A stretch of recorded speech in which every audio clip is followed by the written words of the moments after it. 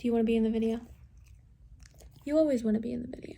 Hello everyone and welcome back to my YouTube channel. My name is Maddie and I am going to be reading It Happened One Summer by Tessa Bailey and Hook, Line, and Sinker, also by Tessa Bailey, which comes out in 5 days.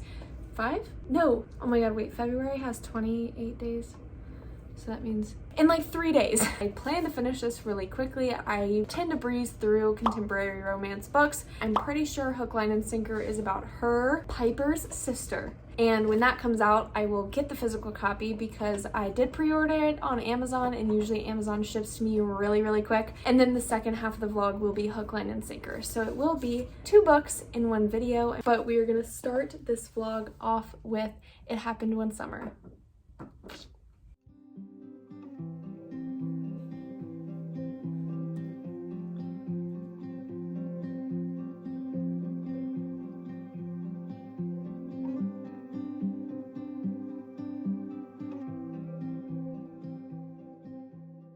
Okay, people, last night I read to like 45%, and then the past like hour I've been listening to it because I've been driving to and from my sister's house for my niece's party. So I am halfway through the book right now. It is so good, and it's good in a different way. I started out the book not really liking it, only because I thought that Piper was just an absolute spoiled brat, and she is, but there's so much more to her once you get more into the story. Her humor is so witty and the banter is great. I think that the main guy, he reminds me of Luke from Gilmore Girls. I'm just getting scruffy, just like grumpy all the time, but still has like a soft spot for Piper, and I think that's really sweet. I just had the first smutty scene. It was different than the smutty scenes I'm used to reading. I feel like the way it was told was a little bit different because you're in Piper's point of view. You're hearing everything she's thinking about while this is happening, and I will say there's a lot of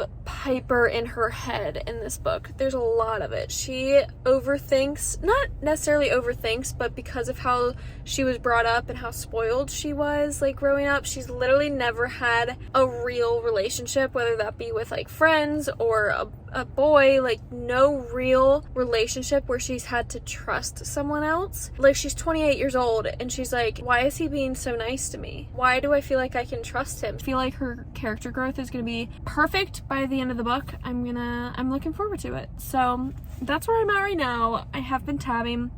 Lots of yellow. I've laughed so much. I can't wait to continue, and I cannot wait for Hannah's book because I know I'm gonna like Hannah. Hannah's a little bit more authentic, and I don't know, she just seems like the better sister in my opinion, but I do like Piper. I do.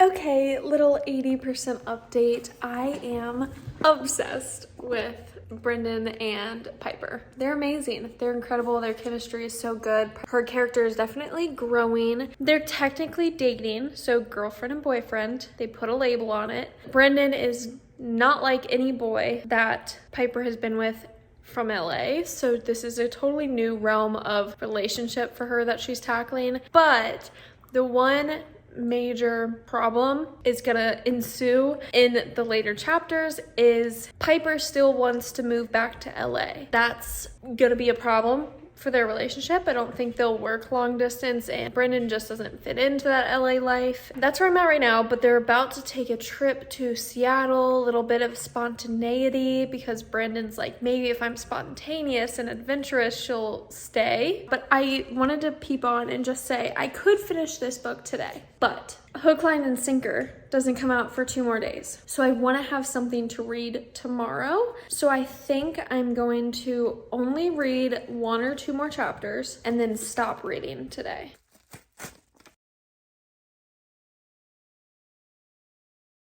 Okay, everyone, I finished It Happened One Summer. I actually finished this 2 days ago, but the new book, Hook, Line, and Sinker, came out yesterday, so I just got this last night, so I've only read like 9 pages of it so far. Quick recap of It Happened One Summer. I did end up giving it 4 stars. I thought it was such a quick and easy read. These small town vibes and how Piper integrates herself into this small town while still being the sassy and prissy Instagram star that she is such a unique story. I was intrigued by Piper herself because Piper and Brendan both did such a wonderful job as a couple of accepting the other's personalities. So for example, Piper is just this fashion nova, blunt, straightforward, has really quick, witty humor, and overall kind of just likes to indulge herself with varied fine things. It's a very small town, everyone knows everyone, so this is just such a different atmosphere for her,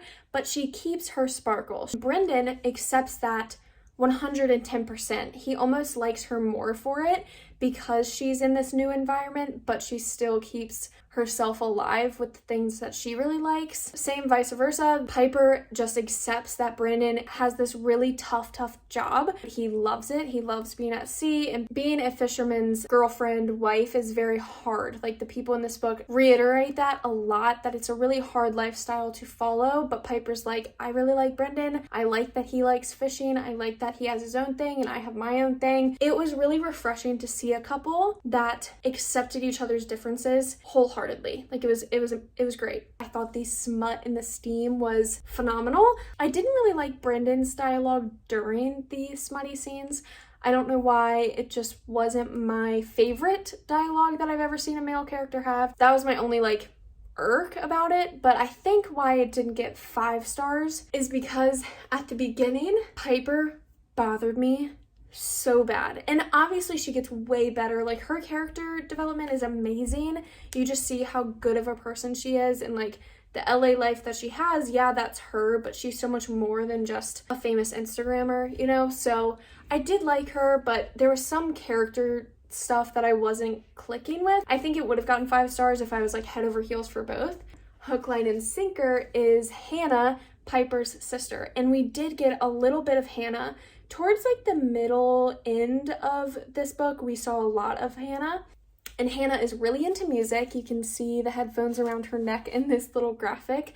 And this is Fox, and Fox we saw a little bit of in It Happened One Summer. He's Brendan's friend slash fisherman pal. Fox is a known fuckboy, like just known to have tons of girls messaging him, always driving up to Seattle for like a weekend. He's just all over the place with women. But again, I've been reading the prologue, and the prologue is in text form. It's really cute. And you're starting to see Fox is like, we're friends, right? Like, can we be friends? Like, are we gonna do this? Can I just text you whenever? So I think they're gonna develop a really good friendship, and we'll see that develop into more. And because they mesh so well as friends, I like the idea of them being a couple. Whereas in this one, they're complete opposites. This one, I think they have a lot in common. They just don't know it yet. And I will check in with you soon.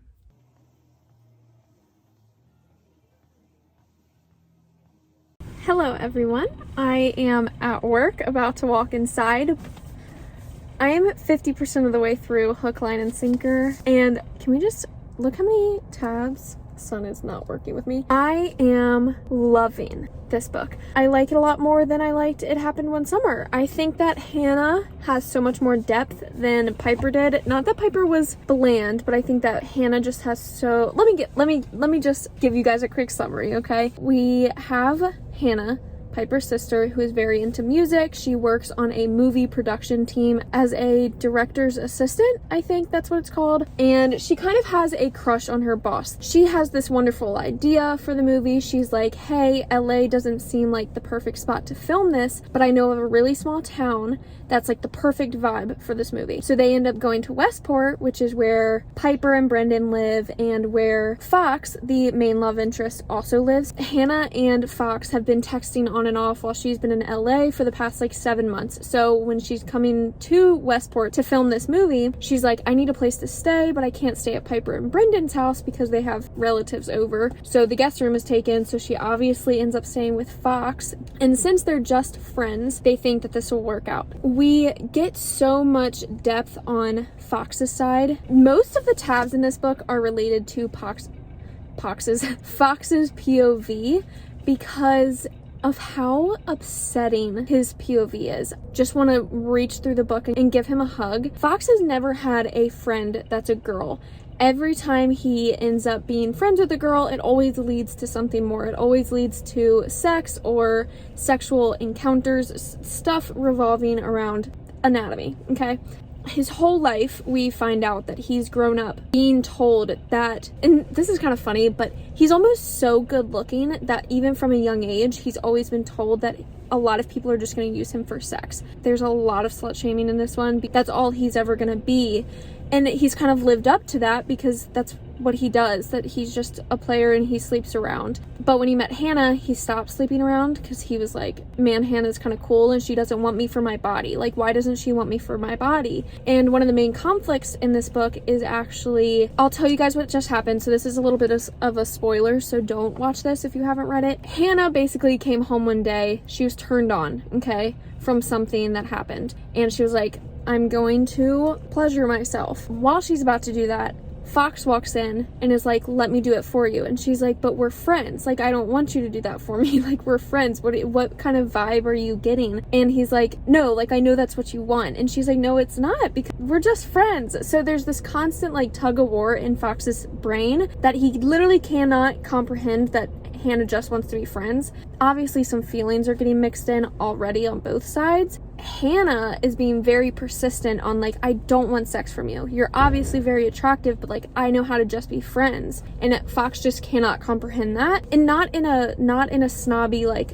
I'm good looking, why don't you want to sleep with me way. It's actually in a really sad way. It's the only way he knows how to distract himself and the only way he knows how to interact with girls. So it's the way I'm describing it sounds like he's very cocky, but he's not. That's what he thinks girls want from him. So why not give it to him, even if this is just his friend? Like, I'm gonna tell you guys a few quotes that I've really liked so far.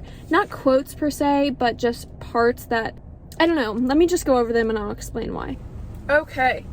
So again, I've tabbed the hell out of this book. Green are kind of quotes or parts where characters say something that I like. This is from Hannah's point of view, and she says, it was like he couldn't fathom a woman wanting nothing but his presence, as if her turning him down only meant she wanted a different act, a different favor from him. You have to read that part in that like scene to understand where that's coming from, but basically she turns him down from a sexual act, and he's like, wait, okay, so if you don't want that sexual act, do you want this one? You know, he just keeps replacing like a favor and he thinks that he has to do it. Oh, that's another thing. Fox is known in the town for being like a man whore. Cry for him, and he just plays along with it because that's like what he's known for. So he's like, I don't know anything else, so I'm just gonna play along with it. Oh yeah, here we go. This is from Fox's point of view, and he's talking about how people perceive him in school and how his parents even perceive him, and adults and teachers and everyone growing up. Even before I'd ever been with a girl, it was like everyone treated me like being experienced was inevitable. There's something in my personality, the way I look, I guess. The parents of my schoolmates were always saying, look out for that one. He's got the devil in his eyes, or he's the one your mama warns you about. No. Like, why would an adult say stuff like that? And I know this is just a book, but I bet there are people who can relate to Fox in a way. I don't know. That's how I'm feeling about it so far. I absolutely love this book. Hannah is so good at getting Fox to open up, and I really like that. I like how he's never had a girl help him open up before, so he feels like Hannah's very special. Hello, people. I am in the car on the way to go to 2nd and Charles and buy some books, maybe.